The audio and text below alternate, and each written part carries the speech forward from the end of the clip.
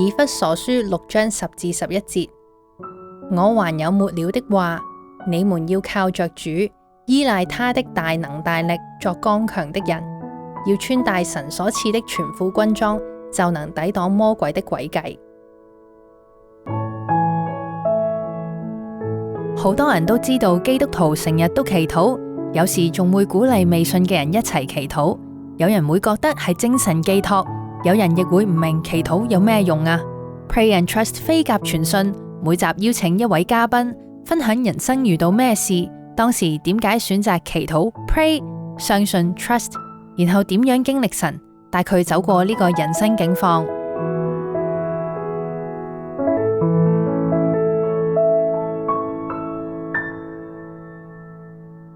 今集嘅嘉賓嚟自一個好特別嘅機構，叫做香港性文化學會。唔講唔知，原來香港係有呢個學會嘅，各位。即係到底呢個學會係做啲咩嘅呢？同我哋今集 Pray and Trust 嘅嘉賓有咩關係呢？一於有請香港性文化學會總監安然同我哋一齊分享下啦，歡迎你安然。Hello， 大家好，我叫安然。咁我哋呢個性文化學會咧成立咗就嚟25年啦。咁其實我哋呢個組織係一個基督教嘅組織嚟嘅。咁去回應而家時下嘅性文化啦。咁從基督教嘅價值觀啦。咁我哋就即係有一啲宗旨嘅，即係譬如我哋會去提倡一個兩性平等啦、互相尊重啦，同埋委身啦、彼此委身嘅性倫理觀啦。咁我哋就從一啲唔同嘅角度去分享啦，譬如係學術啲嘅、理性啲嘅，或者經驗嘅，或者一啲我哋都有 podcast 嘅，其實咁叫 Sex But True 嘅性趣聞咁啦。咁我哋咧都會有唔同嘅媒體 IG 等等入學校啦，講家長講座等等啦，都係即係希望兩代之間父母同仔女即係互相明白啦，同埋特別係新媒體我哋都會講少少，即係究竟 social media 對而家新一代嘅有冇啲咩好或者唔好嘅影響啊咁樣，咁各方面咯。咁所以簡單講就係即係希望支援父母啦、教會啦，同埋教育下一代啦，即係希望可以扭轉一個性文化啦。咁即係將愛同埋尊重去比較割裂啲嘅尊重，或者性同埋愛割裂嘅一個文化。咁我哋就作出一啲回應咁樣嘅。以我所知啦，香港性文化學會咧，其實係即係頭先你話20幾年前嘛。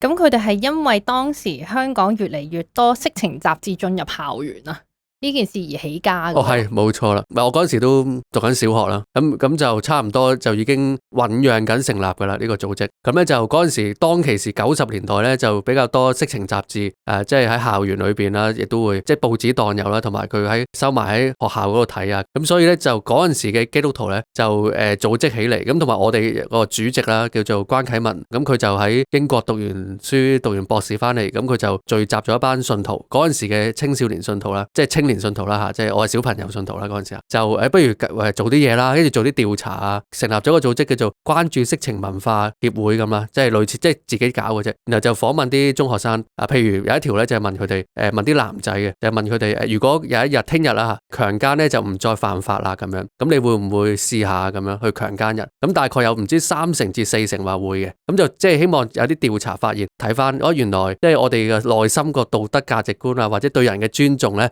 已經係得翻法律去監管我哋啫，等等啦吓，即係佢講翻個色情文化對新一代嘅影響咯。即係呢個就係一開始係咁樣，咁但係而家就已經時移世易咯，咁所以就要多啲新嘅人去方法啦，同埋去講翻類似嘅信息咁樣。咁聽你咁講，原來20幾年前嗰啲中學生咁狼死嘅，都係嘅，係。而家仲狼嘅，而家我去一間學校嗰度分享，我話衰13係終身監禁，即係同13歲以下女童發生性行為嘅男士咧係會終身監禁嘅，最嚴重。跟住有個 Form 3嘅男仔就好大聲咁樣同我講，我寧願坐監啊咁。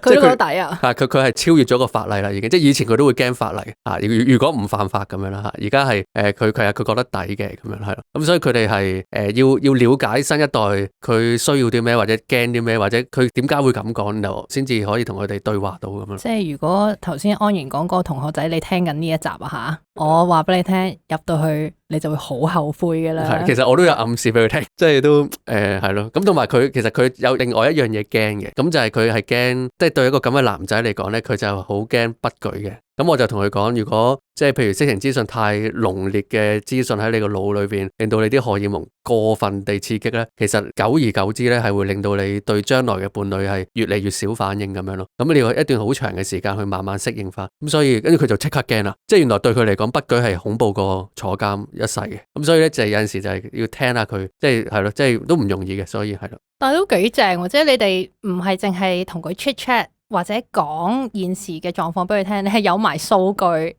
有埋性去話俾你，喂，我依家唔係吹水啊，我依家話俾你聽個 fact 係乜？係冇錯冇錯，咁佢會容易啲接受咯，即係唔係純粹有個阿爸阿媽喺度講嘢咁樣咯。同埋我會比較講得直接啲啊嘛，可能老師未必講到咁直白啊，即係喺堂上面話不舉咁啊，咁可能呢個字都未必講啦，咁所以佢會即係佢就好擔心咯。聽完我講之後，佢就問我咩點樣可以增大自己嘅器官咁啊，諸如此類下，咁跟住即係總之佢係好有興趣佢嘅下體咁樣嚇，即係咁，所以個個都唔同啦嚇，即係唔係話個個都係咁啊，即係唔驚坐監，唔驚畢唔到業，就係驚廢咗武功嘅啫。係啦，唔驚畢唔到業，但係驚不舉咁樣啦，係驚廢咗武功係啦。咁所以我諗即係佢對性背後都有種睇法咯，就算我哋未必認同晒都好，但係起碼咧有個橋梁，大家傾下先，咁然後先至有機會慢慢改變到少少一啲諗法啊，或者佢起碼喺一生人裏邊有個人聽佢講下呢啲嘢。其實如果咁樣聽，即係好似你係一個大師兄咁啊。而你又唔會老點咗佢哋啊，咁係安全好多咯。佢好奇，你唔可以阻止佢好奇噶嘛。嗰個年紀，冇錯冇錯，我就係要順住佢個好奇，我保你個好奇咯，即係我解你個好奇，或者係你好奇，你唔知問邊個好，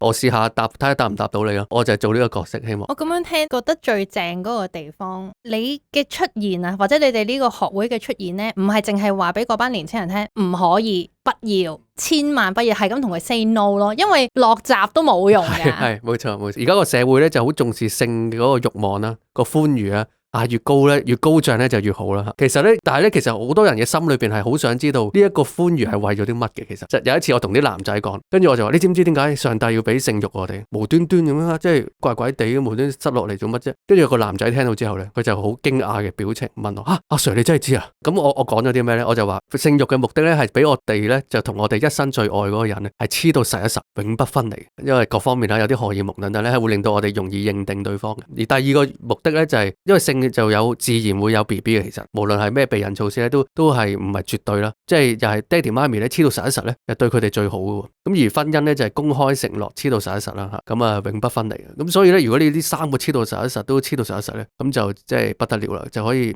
贏咗99% 中學生啦。咁嗰個男仔咧就同我講翻：阿 Sir，我真係多謝你話俾我聽啦。即係佢原來佢好想知道個 purpose。係乜嘢啊？咁所以我覺得基督信仰俾到我一個答案，其實，然後我就用一啲語言，譬如科學啊嗰啲，去幫佢好似搭條橋咁樣，去翻。其實你睇下上帝嘅說話幾奇妙啊！原來咁樣都睇到嘅，係有根有據嘅。咁頭先聽咧安然你分享好多好正面同埋好有趣嘅同一啲年青人嘅互動啦。咁我又想問啦，冇可能日日都係咁正面噶嘛？你喺呢個學會度侍奉咗呢10幾年啦，或者參與咗10幾年啦。有冇一啲個案或者有一啲事主係你好想幫佢，你聽佢故仔，但係當嗰刻都未能幫到佢呢？不過我哋就即係主力都唔係做前線輔導嘅，咁但係我哋即係做教育多啲啦，前線教育。咁但係有陣時咧都會有一啲人嚟揾我哋傾嘅。咁但係都有一次咧試過有一個女仔啦，咁佢就有一個變性嘅傾向嘅。咁然後我都同佢傾咗5-6次嘅。其實我同另外一個女同事一齊傾啦。咁其實各方面都好好嘅。但係咧可能即係佢之後升咗大學咧，之後就慢慢就冇再去同我哋建立關係。咁然後佢就喺佢個大學裏邊有啲佢認為比我哋更加明佢嘅人咁樣咯。咁所以就即係同佢哋有同佢有相同背景嘅人，有啲位咧都會有陣時都會檢討啊，即係自己係咪講錯咗某啲嘢咧，諸如此類嚇，成日都會反思呢啲嘢嚇，都係一個經驗嚟嘅，我覺得嚇。咁啊，即係因為過咗呢件事之後，我就即係再檢視翻啦，然後就慢慢亦都比較少呢啲事情發生，同埋有啲係網上揾我哋嘅，網上揾我哋嗰啲就都見唔到佢個樣嘅，其實咁有陣時講下佢就走咗，亦都有嘅。咁同埋有啲可能係好嚴重嘅，即係譬如頭先我講嗰個個想變性嗰個女仔，即係佢覺得自己唔係女仔啦。咁其實佢背後有好多創傷嘅，啲人笑佢個身材平坦啦，笑佢個樣唔靚啦，等等啦。所以佢成長嘅裏邊咧，佢係好承受住一種自己係一個唔合格嘅女仔呢句說話，係一個壓力嘅。但係嗰陣時佢又未知道變性嗰啲啦。咁但係咧，當佢知道喺社交媒體知道有另一個性別身份嘅時候咧，佢覺得哇，原來我以前咁辛苦，覺得自己係一個唔合格嘅女仔，原來我唔使咁辛苦，因為根本我就唔係女仔。咁我咪即刻有一個福音啊，對佢嚟講。但係當然呢個係假啦。咁佢會覺得我匿埋喺一個新嘅身份，性別身份嗰度，我就可以做到100分啦嗰個身份。咁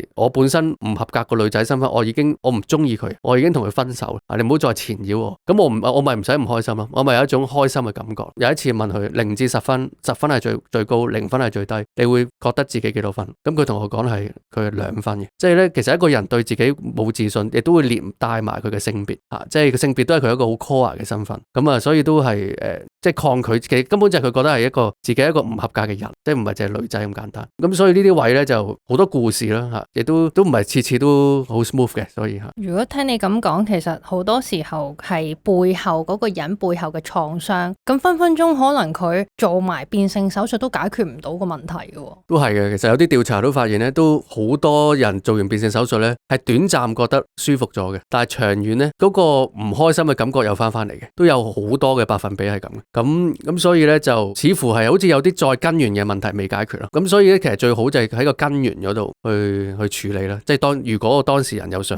開放自己去傾嘅話，咁樣咯。咁不過而家個文化咧就比較重視呢樣嘢係天生，所以就天生呢個字就會封印咗佢嘅成長經歷，唔使再諗啦。因為佢不嬲都係咁，一諗佢點解係咁咧，就已經係即係你係有機會係後天，有後天就有機會改變，即係你話佢病諸如此類，一紮嘢就會衝埋嚟。但係我自己覺得呢種睇法亦都幫唔到我哋揾自己啦嚇。頭先你有提及過天生啦，好多嘢係天生嚟，我哋嘅性別係天生啦，我哋喜好有時唔係天生嘅，但屋企人一定係天生啦，係咪？咁有一樣嘢係我知道你唔係天生有嘅身份，但後尾你又接受咗呢個身份，就係信咗耶穌喎，即係一個基督徒喎。我好好奇，即係你係一個咁有邏輯，你係讀咩嘅大學？我讀生物醫學啦。大家聽住啊，生物醫學啊，係啦，你點即係一個咁 logical 嘅人，你係點樣係會想去跟耶穌呢個神？即係呢個係好 surreal 噶嘛，好超自然嘅一個角度嚟噶嘛。係你係點樣經歷同埋當初係點樣信嘅咧？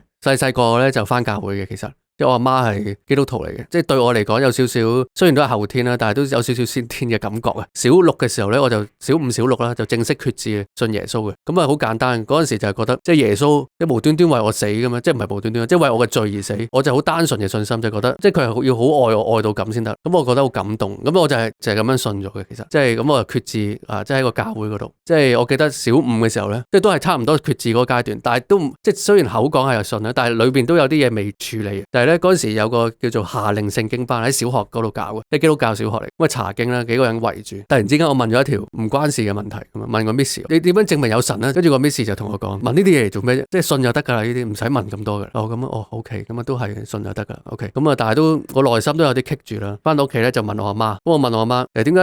係咪真係有神嘅咧？咁樣，因為嗰時睇嗰啲律師嗰啲劇集一定要有證據嘅吓。咁跟住我阿媽咧就講咗第二個答案俾我聽，佢就話咧，即係根據呢個羅馬書1章20節，神嘅永能同埋神性咧係明明可知，雖然咧肉眼睇唔到，但係咧藉住所造之物咧就可以曉得，叫人無可推諉咁。跟住佢就講完呢段經文就話，你睇下呢個世界、呢個宇宙萬物同埋我哋嘅人體動物嘅啲結構啊、構造啊、啲器官，其實係好井然有序啊，係好背後係好科學家猛咁去揾嗰啲背後嘅邏輯啊。即係如果你話冇一個上帝去創造，哇個信心要重大喎，真係。咁所以如果有個人即係有個神去創造，其實咪即係好合乎常理啊。反而跟住佢其實佢呢個答案咧係已經滿足咗我嗰個問題㗎啦，其實嚇。咁所以即係之後我讀生物醫學咧，就係正就係我懷疑都係因為呢個種子。我嗰陣時做補習，同啲低年級嗰啲補習咧，我同佢有一次介紹佢哋呢個心肺嘅循環系統啦，呢啲血去到個心，又去翻肺，然後去翻心，又去翻全身咁樣。呢個就係雙循環。跟住我同佢講咧，即係呢個啲人類嘅污水處理咧，都係模仿緊呢個雙循環系統啊嚇。跟住咧，佢聽完我講呢個雙循環嘅結構之後咧，佢就講咗一句，有個男同學佢就話：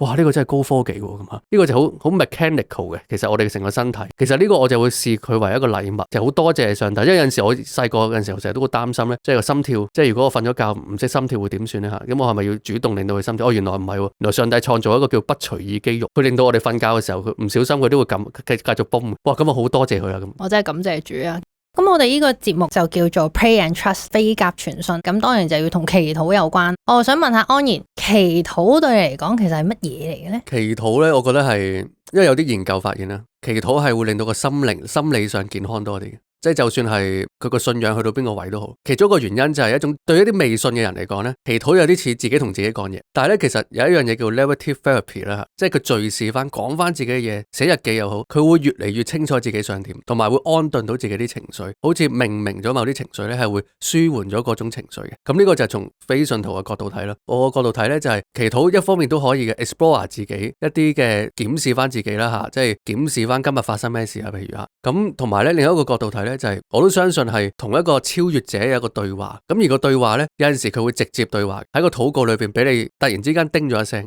亦都有可能佢係之後先至再同你講，亦都有機會係透過人哋把口同你講。咁我覺得有陣時叫做 direct conversation 同埋 indirect conversation。我甚至乎覺得禱告係一個生活嚟嘅。佢有陣時你未必真係開口禱告咧，你潛意識都禱告緊嘅。有陣時我覺得即係我成日都有啲信仰疑問咧，我有陣時都未擺喺禱告裏邊咧，上帝都回答我嘅。我以前細個傳福音嘅時候咧，嗰啲人就唔明咩叫祈禱係咪真係有神啊？佢都50-50，咁你祈下禱咯，你問佢咯，即係祈禱好似假設咗信咯，但係其實我覺得咧都唔一定，你咪祈下咯，即係你咪睇下，即係咪真係有咯？咁我好多時都係會經歷到上帝咯，咁所以我都鼓勵聽眾咧都可以，你50-50都好咧，你都嘗試去踏出第一步。咁我細個嘅時候嘅禱告咧都係唔見咗嘢我就會祈禱噶啦，跟住通常都真係放得翻又真係咁樣噶，即係佢自己出翻嚟咁啦。咁所以即係一開始係一啲小朋友有識嘅祈禱啊，即係後尾發現聖經裏邊講咧，祈禱如果你為到先求他的國和他的義啊，咁啊上帝就會即係俾你。即係我發覺祈禱嘅過程裏邊都唔係改變上帝，而係改變自己。即係我記得有一次咧就咁，我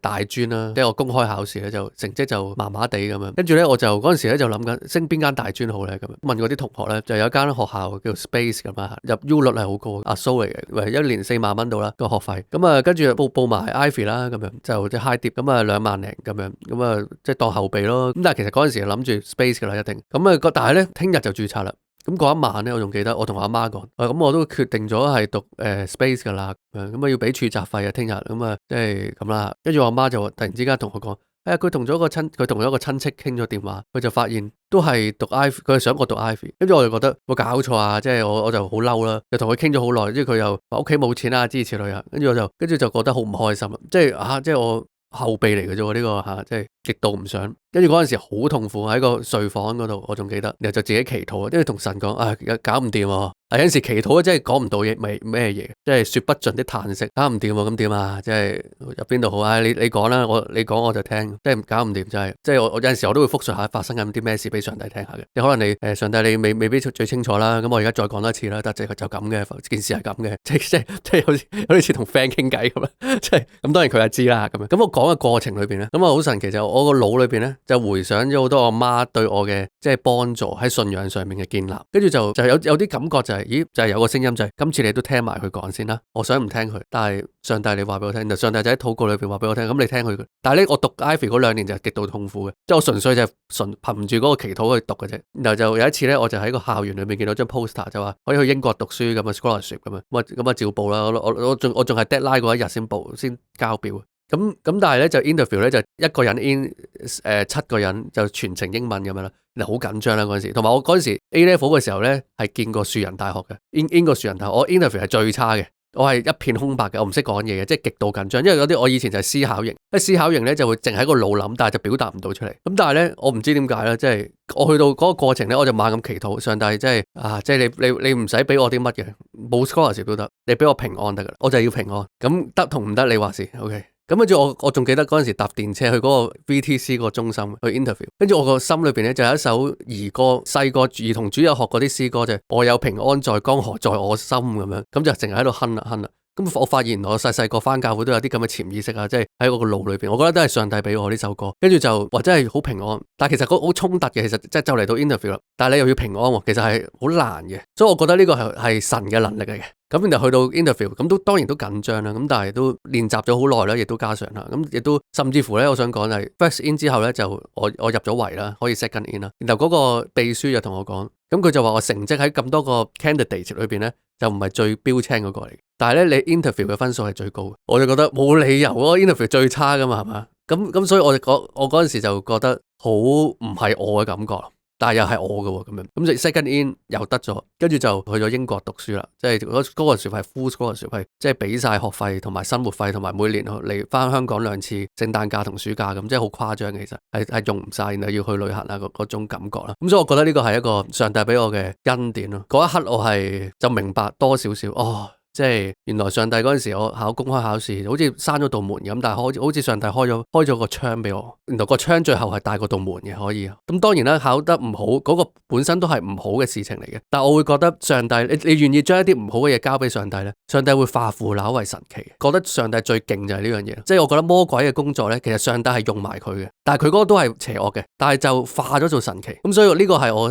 嘅經歷就係哇，神真係即係你用人類嘅智商係諗唔到，係靠啟示先得，即係你話俾我聽，我先知你係點。我都好同意頭先你講，神都會用魔鬼去成就佢要成就嘅嘢啦。但係其實最搞笑係咧，喺人生裏面會見到咧好多咧係好大鑊、好唔好嘅嘢，就好似魔鬼喺度介入咁樣，或者人自己都有自己嘅責任啦。但係永遠嗰啲唔好嘅嘢咧，好快又會有一啲好有恩典啊，好 positive 嘅嘢咧，嗰啲浪咧冚咗佢，即係佢好想變成個巨浪，但係永遠神咧個浪就再大過嗰個好黑暗嗰個浪咯。冇錯，即係但係我就覺得人係都有個選擇權，即係佢可以，即係佢要將呢件事放喺上帝嘅手上邊，上帝你用啦咁樣。咁然後去到英國嘅時候咧，我就亦都好感恩啦。即係嗰陣時咧就咁樣嘅，當地嘅教會咧係會同啲大學合作，就係有啲咩 international student， 即係我就屬於其中一個 international student 咧，就會派啲 leaflet 俾佢，就係話你可以安排一個 host family。咁個 host family 就唔係話住喺佢嗰度嗰種 host family，而係你都有宿舍，但係咧逢禮拜6日佢都會嚟關心下你啊，或者約你去佢屋企食下飯啊，同嗰啲屋企人啊、小朋友啊傾下偈啊，或者甚至乎其實就為咗傳福音嘅，即係簡單啲嚟講，佢就覺得嗰個即係要接待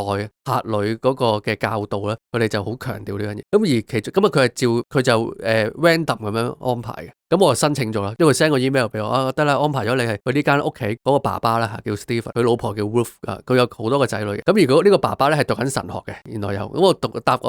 佢個車嘅時候咧，佢就同我講，佢而家喺蘇格蘭讀緊個神學啊，諸如此類啊咁樣。跟住我就覺得，咁樣啦。咁我就覺得，因為英國咧啲基督教歷史好悠久啊嘛，我有少少想追溯翻基督教嗰個本源咁樣啦。咁所以我會同佢講，香港嘅教會係咁樣嘅。咁跟住佢有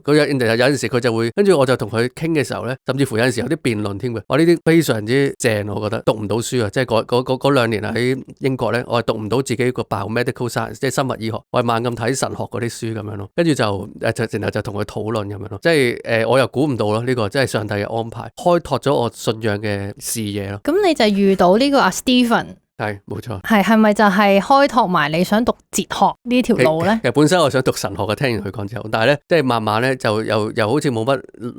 門路咁啦。跟住之後我翻嚟香港，跟住就做咗幾年化驗啊，即係腦神經科學嗰啲。咁但係已經開拓咗，我覺得人唔係純粹生物咁簡單啦。咁所以就好枯燥，日日對住啲黑色嘅老鼠咁樣喺度同佢玩遊戲啊，即係掉落啲水盤嗰度迷宮啊，有陣時都要做呢啲嘅。之後就入咗機構做咯。咁跟住我就再進修咗2個 master， 關於哲學同埋倫理學嘅。咁啊即係再認識多啲人係啲乜嘢。我入咗嚟機構做之後咧，我阿爸阿媽就問我，咁你咪嘥咗啦啲嘢，即係讀咗咁耐啲科學嗰啲吓。咁但係咧我發現冇嘥，我而家教啲性教育咧係講翻啲腦神經科學嘅。咁我覺得上帝嘅構造對性嘅設計好奇妙啊，即係對特別喺腦裏邊性令到個腦有啲反應，其實係指向婚姻個承諾嘅。其實咁我覺得冇嘥啊呢個位。咁同埋咧，即係喺個 reform 嗰度啊，即係改革中神學嗰度咧，又冇嘥。即係我認識咗呢個神學之後咧，我發現我對而家認識關於譬如變性啊、同性戀啊等等呢啲課題咧，我就明白咗多咗咩叫做罪，即係個罪仲有一個，除咗係一個即係傳統地理解啦，罪就係一種好似犯法嘅意思嘅，即係違反咗法例啦。咁但係咧，其實喺聖經裏邊咧都有另一種比喻嘅，但係咧就比較少人講嘅。其實吓呢個比喻就係病咗嘅比喻啊，即係耶穌係揾病人，唔係揾康健嘅人。咁所以就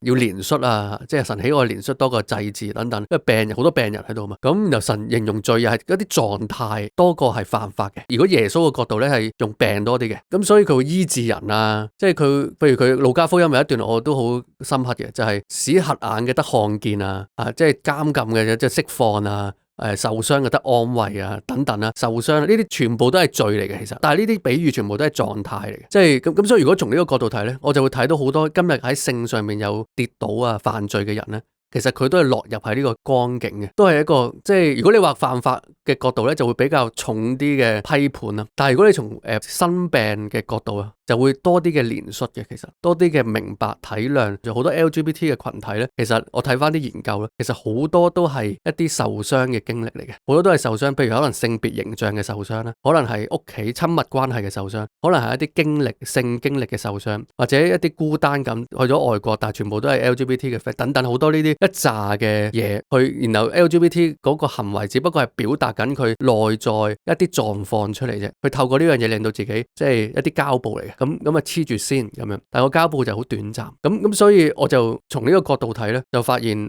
即係其實係醫治呢個 concept 咧，就多過其他嘢啦咁樣咯。頭先話你有諗起一節經文，想同呢啲咁迷失嘅人分享過，可唔可以講下邊一節？咁咧就有一段經文啦，就係路加福音4章18至19節，咁佢就咁講嘅：主嘅靈在我身上，因為他用膏膏我，叫我傳福音給貧窮的人，差遣我報告被擄的得釋放，瞎眼的得看見，叫那受壓制的得自由，報告神悅納人的禧年。咁呢度有幾句說話乜乜的得乜乜咁樣咧，係最深刻、最感動我嘅吓。即係原來耶穌嚟到呢個世界上邊咧，佢即係2000幾年前啦，嚟到呢個世界上邊咧，佢最重要嘅事情咧，我自己覺得就係呢段經文講嘅說話，其實就係咧佢個福音好消息係俾貧窮嘅人。貧窮嘅意思，我自己覺得有好多嘅意思，除咗錢上邊之外，仲係今日好多人係關係貧窮，佢好孤單，可能喺社交媒體有好多followers， 好多 friends， 好多量但係好少質，一日得24小時，佢如果咁多 friend 佢要去服侍嘅話，其實每一個個質都係好少，咁所以好多貧窮啊，其實今日都仍然係有貧窮嘅人。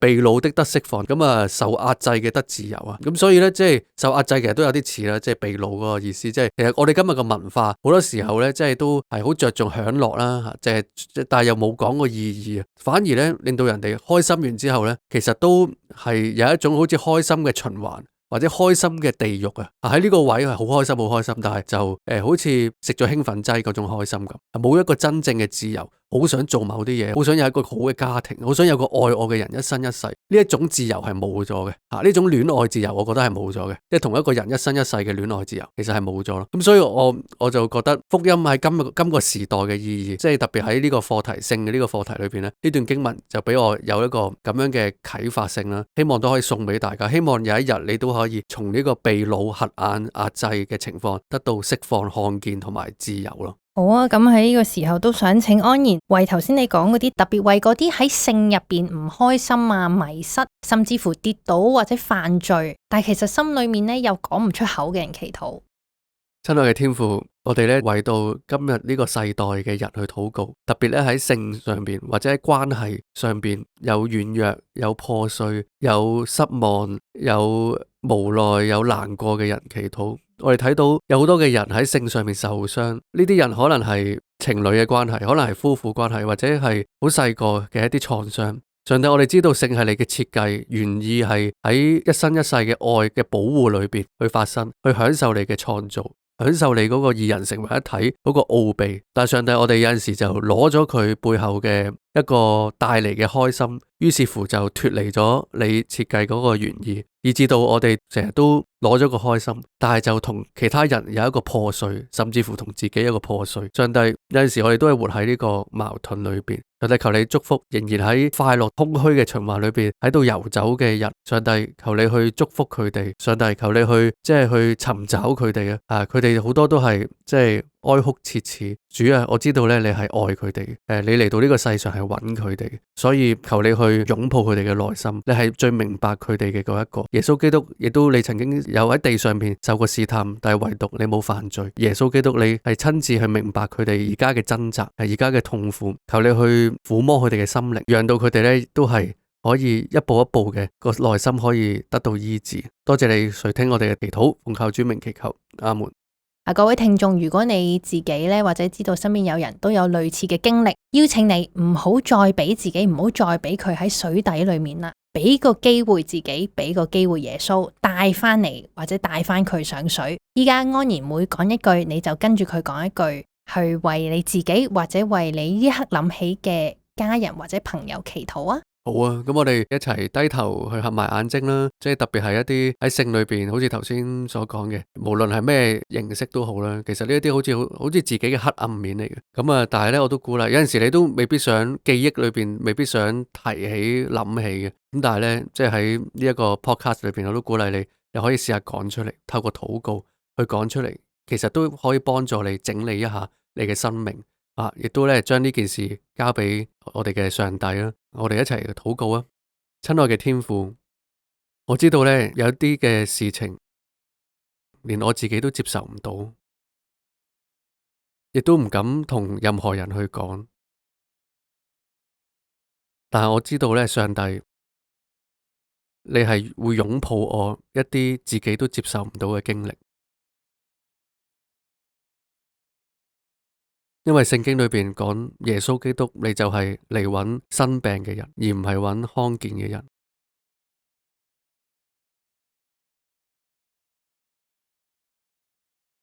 主啊，求你就係去尋找我，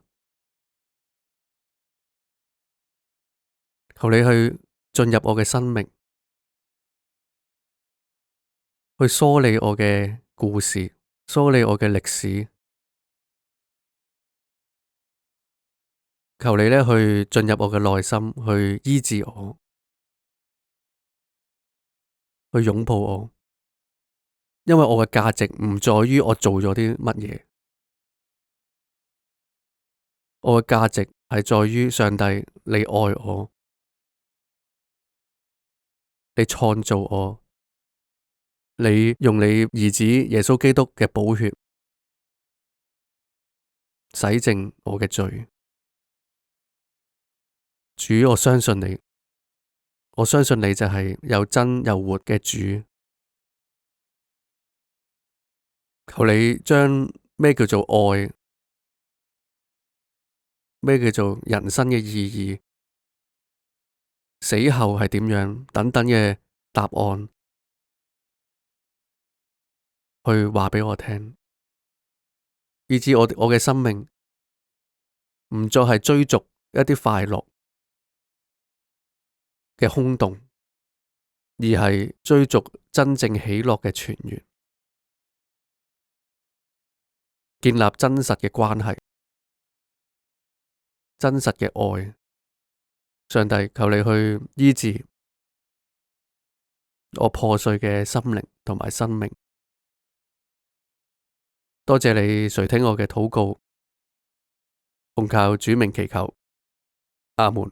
阿門。好，今日真係好多謝咧香港性文化學會總監安然嚟到我哋呢一個 Pray and Trust Podcast 度分享啊！如果大家覺得好聽咧，記住撳鐘仔咧去 subscribe 我哋啦，同埋記住 share 俾你身邊嘅家人朋友。好，我哋下集見啦，拜拜。拜拜。